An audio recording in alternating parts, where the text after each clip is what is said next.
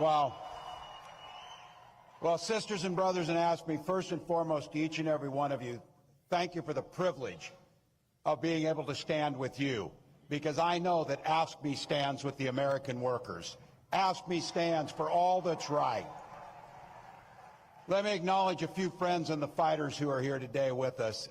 It goes without saying, thank you to my friend and your president, Lee Saunders. We were just talking earlier, we've done a few door knocks, we've done a few phone banks, we've done a few rallies, and we've worked together on a few laws to improve people's lives.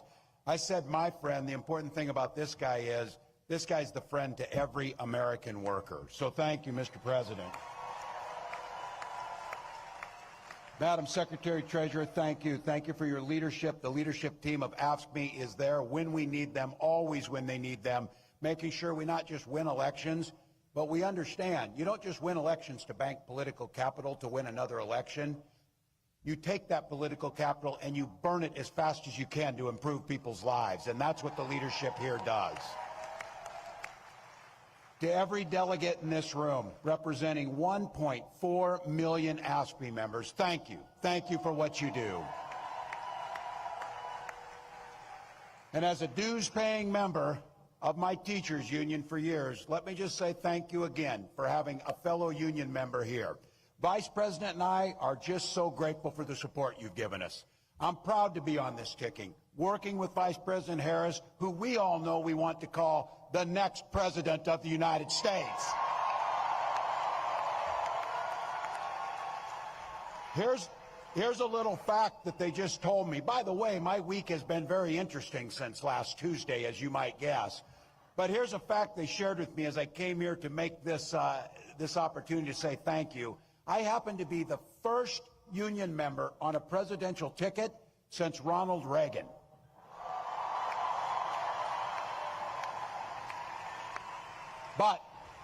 But rest assured, I won't lose my way. Probably should be a few more union members in elected office, President Saunders. We might want to work at that. I think I'm looking at some. So you heard the story. You knew Vice President Harris grew up in a middle-class family, picked up shifts at that McDonald's as a student. I keep asking this to make a contrast here. Can you simply picture Donald Trump working at a McDonald's trying to make a McFlurry or something? Oh, he knows us. He couldn't run that damn McFlurry machine if it cost him anything. But Vice President Harris took that work ethic, goes to work every single day to make sure families don't just get by, but they get ahead. She stood on the side of the American workers, and she stood up to the billionaires and fought corporate greed. She led this administration's work to eliminate the barriers to organizing. And let's not forget, she cast the tie-breaking vote on the American Rescue Plan to keep public service workers on the job during the pandemic. Just to be clear, the Vice President and I, we know exactly who built this country. It was nurses, it was teachers, and it was state and local government employees that built this nation. People in this room built the middle class. And it's not just a saying, it's a fact. When unions are strong, America's strong.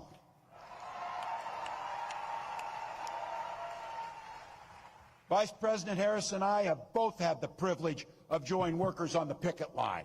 And it's why, as governor, I signed one of the biggest packages of pro-worker policies in history into law. In Minnesota, we made it easier for workers to form unions. We strengthened workers' protections. And yes, we banned those damn captive audience meetings for good in Minnesota. Last time I said that at a union meeting, they sued me over it. It was the best thing to get sued over I ever said. We're going to continue to ban those meetings. But we did more than that for families and AFSCME workers that are there every single day. We did things to improve people's lives in a real fundamental way. We guaranteed free breakfast and lunch to every single child in Minnesota.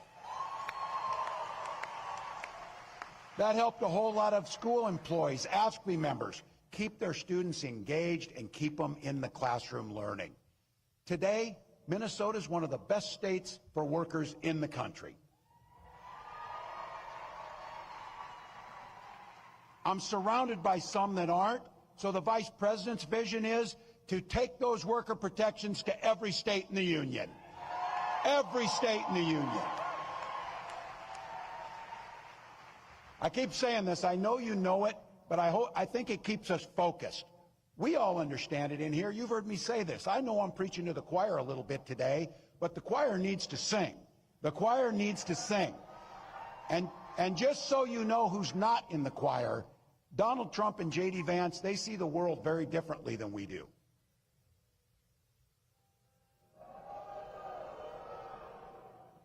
The only thing those two guys knows about working people is how to work to take advantage of them. That's what they know about it. Every single chance they've gotten, they've waged war on workers and their ability to collectively bargain to take that away from them. All we're asking for is better wages, better benefits, better lives, and dignity in the work that we do. There's a great bill in Congress, should be the easiest vote you've ever taken, the PRO Act. Make it easier to form a union and bargain. Allow people to have the freedom to make a choice. Allow them to be able to do that. They also oppose the Public Service Freedom to Negotiate Act, which would require states to bargain with their employees. Look, if you're living in a state where you get to do those things, it's one thing. But our family and our neighbors and our fellow Americans are living in states where they don't have that. So when it comes to these so-called right-to-work laws that deprive us of the right to be able to form unions, fund what we need, Trump has said he supports right to work 100%.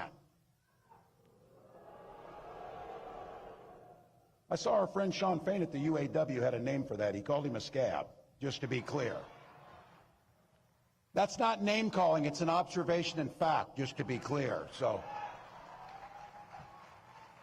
you know, you can tell a lot about people in their personal lives. He spent a decade stiffing service workers from dishwashers, waiters, and carpenters on his own properties to enrich himself.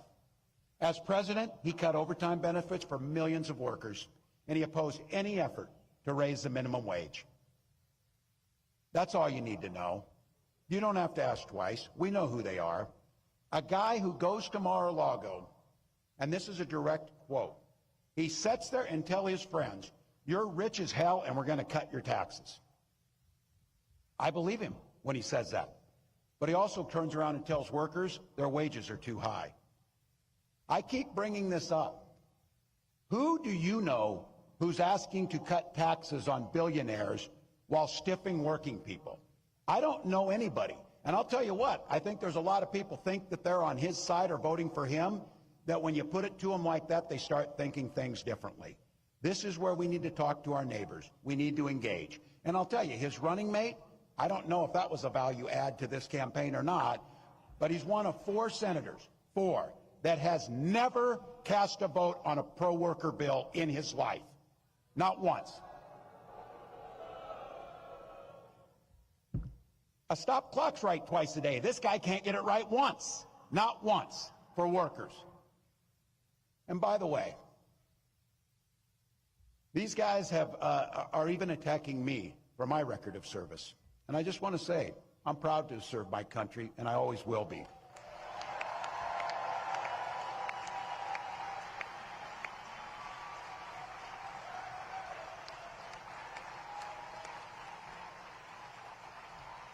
With my dad's encouragement, a guy who served in the Army during the Korean War, I signed up for the Army National Guard 2 days after my 17th birthday. I served for the next 24 years for the same reason all my brothers and sisters in uniform do. We love this country. Then in 2005, I felt the call of duty again, this time of being service to my country in the halls of Congress. My students inspired me to run for that office, and I was proud to make it to Washington. I was a member of the Veterans Affairs Committee and a champion of our men and women in uniform. I'm going to say it again as clearly as I can. I am damn proud of my service to this country.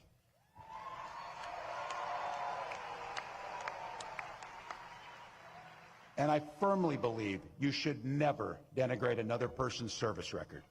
To anyone brave enough to put on that uniform for our great country, including my opponent, I just have a few simple words.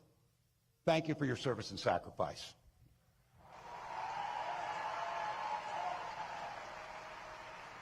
But look, it's not what they've done that we should be concerned with here today. It's what they're going to do.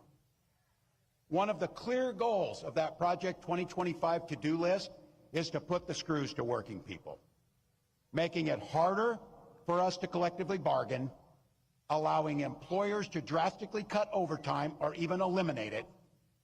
And make no mistake about this, Donald Trump and J.D. Vance want to eliminate AFSCME and all public sector unions altogether.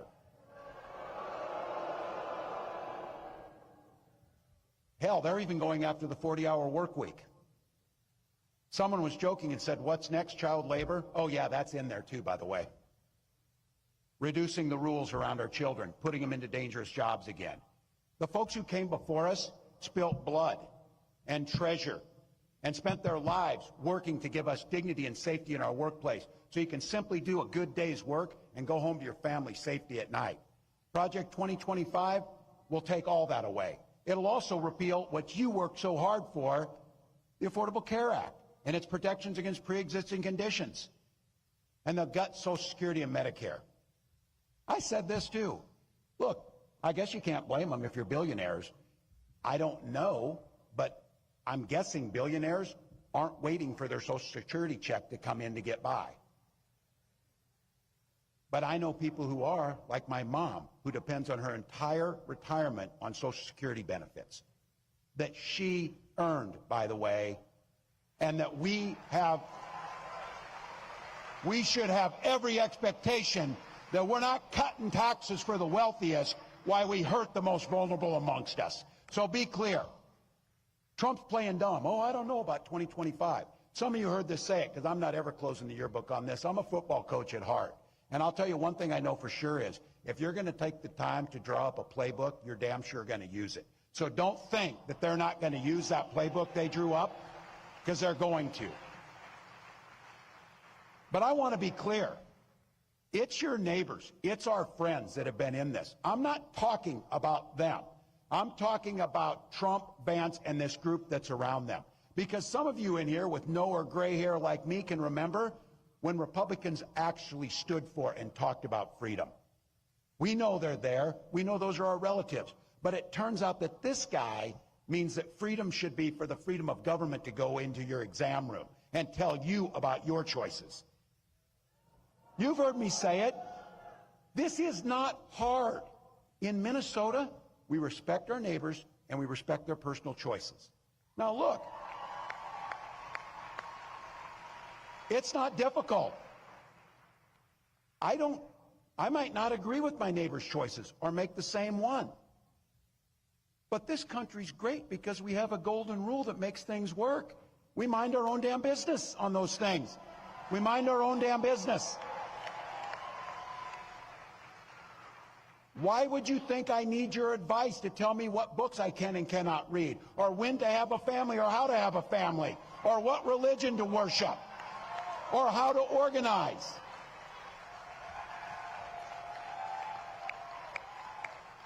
You stay in your lane and I'll stay in mine. That's not that difficult.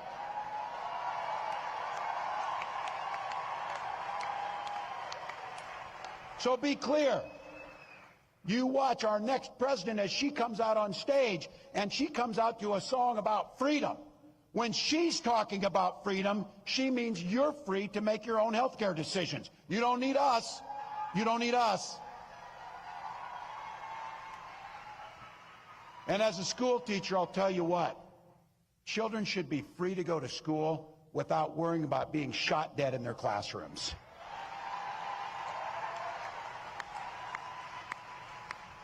Education should be a ticket to the middle class, not crippling student loan debt.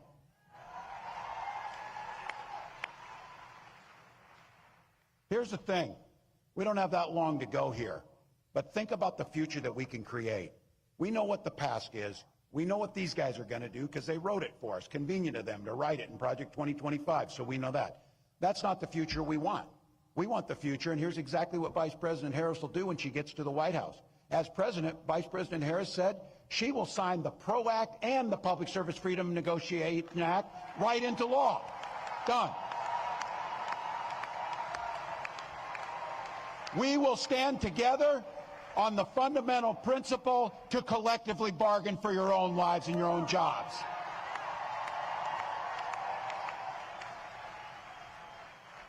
And we believe in fairness. That's what we believe in. That's why corporations can start paying their fair share, and that's how it works. At the same time, what we did in Minnesota is lower taxes for the working folks, and we have the fairest tax system in the country, and things work out pretty well. We can protect Social Security, and something we did, and I want to thank, I know they're in here, my Minnesotans who are in the House. It was AFSCME that put into place the most generous paid family and medical leave in the country in Minnesota.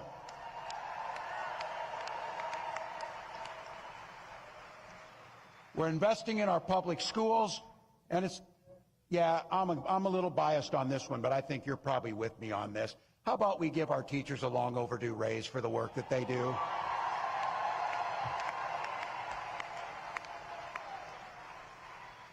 All right, I know you've heard these speeches, big order, optimistic or whatever. Well, I got to tell you, I will cop to being an eternal optimist. That's me. But I come by it honestly.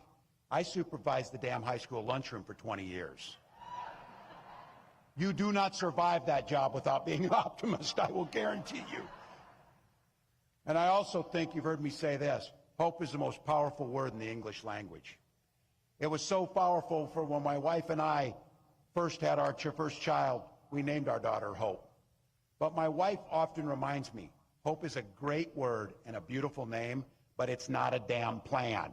We can't hope that we defeat Donald Trump. We can't hope that we can collectively bargain. We can't hope we protect Social Security. We can't hope that we address climate change. You don't hope to win. You plan, prepare, and work to win.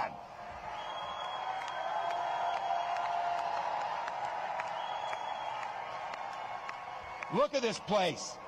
This place is filled with people who like hard work. These are people who get up and enjoy hard work and know how to get it done. So what do you think?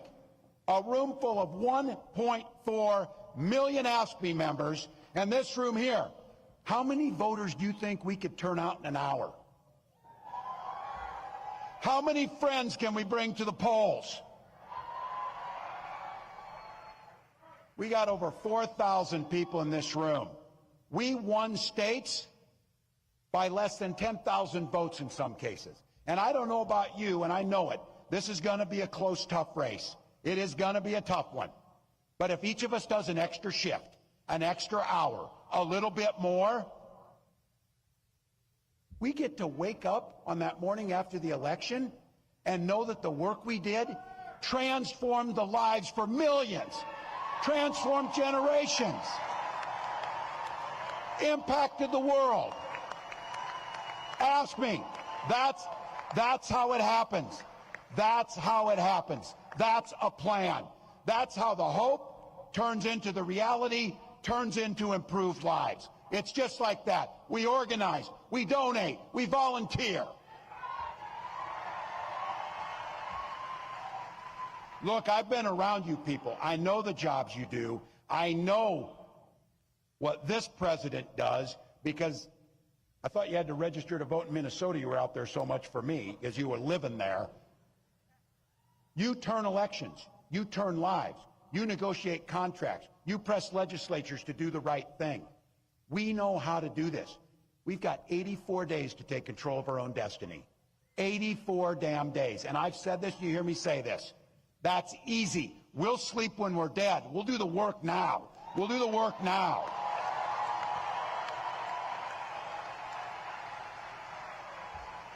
And you do it for the most beautiful and selfless reason, because you believe in the very soul of your being that you believe in the promise of what America can be.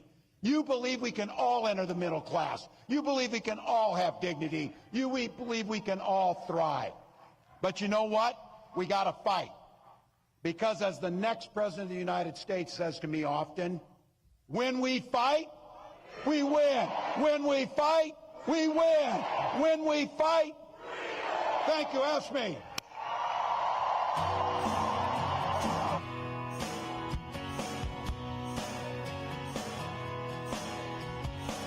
Well, I was born in a small town, and I live in a small town.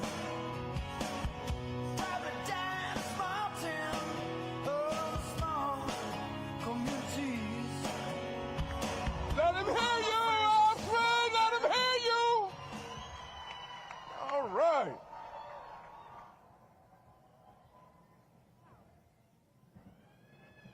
How'd you like that? Did you like it? Okay. Let's get set up here on the stage. Politicians make decisions every day that affect people like us who work in public service. It matters who sits on the other side of the bargaining table. It changes how much pay we take home and what kind of pension we get. Elected officials set our budgets. They decide whether we have the staff and resources we need to do our jobs. The good news is, we have a voice in building better workplaces and a stronger economy. Our vote is that